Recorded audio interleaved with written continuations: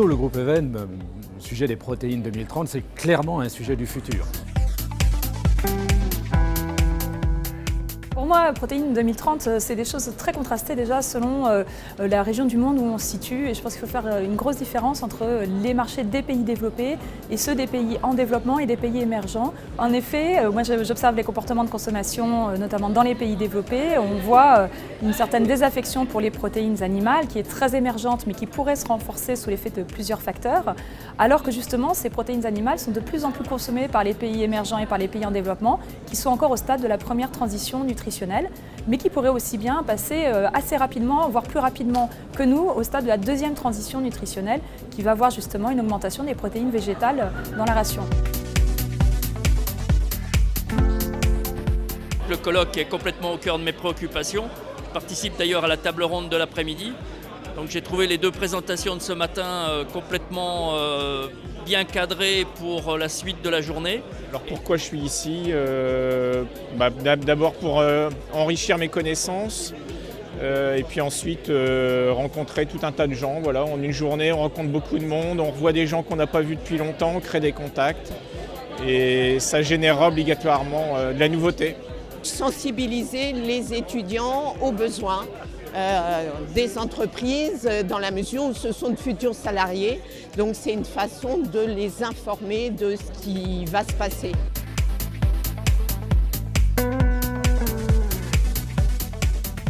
C'est pas possible de nourrir 9 milliards de personnes sans détruire la planète et inversement. Donc on est obligé d'innover, on est obligé d'inventer les modèles de demain. Personne ne le fera tout seul dans son coin. C'est typiquement un sujet de recherche collaborative, de recherche qui doit associer tout un tas d'acteurs autour de la table pour tenir compte de ces enjeux qui sont vraiment nombreux, pluriels, etc. Alors, 3 grands tracteurs rationnels, très clairement, sur le marché de la protéine. L'infantile, du prématuré, premier âge, deuxième âge, troisième âge. Grand besoin, marché spécifique. Deuxièmement, les moments de la vie où nous avons besoin de nutrition spécifique. Typiquement, 2 grands moments. La gériatrie, qui est un marché du futur, je dirais, et oui. Et puis également des pathologies spécifiques sur lesquelles nous travaillons. Nous vendons des produits spécifiques pour les hôpitaux, pour le cancer, où il y a des grands besoins de nutrition. Et malheureusement, c'est une pathologie qui se développe dans le monde. Et puis troisièmement, le sportif. L'innovation doit s'inscrire sur toute la chaîne de valeur, depuis le niveau de la production jusqu'au niveau du produit fini, en passant par toutes les étapes des transformations, que ce soit dans le secteur animal ou que ce soit dans le secteur végétal ou les autres secteurs également.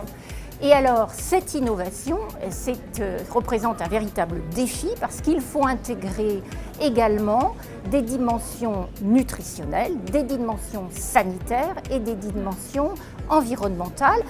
Et bien sûr, la technologie, les techniques devront être mobilisées pour pouvoir développer les innovations tout au long de cette chaîne de valeur. Et là, les opportunités sont immenses, les difficultés sont là, certes, mais les opportunités sont immenses.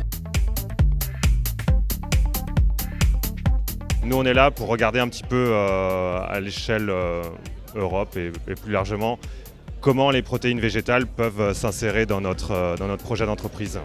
Je viens à ce colloque parce que je m'intéresse au sujet des protéines par rapport à notre branche d'activité et globalement au développement du groupe Agrial par rapport au projet nutritionnel et des protéines.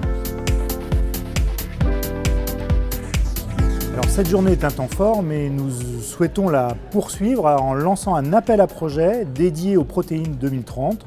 Autrement dit, toute entreprise, tout chercheur qui a envie de lancer un programme de R&D d'innovation sur le sujet sera particulièrement accompagné par l'équipe de Valorial. De notre côté, donc un groupe de travail sur les protéines du futur est en place depuis 2 ans maintenant. Donc, Protéines 2030, c'est maintenant. On vous invite à répondre à l'appel à projet qui est formalisé par Valorial et à l'Herbeva Nutrition. Mettez en place les choses pour que Protéines 2030 prenne forme concrètement dans nos entreprises bretonnes.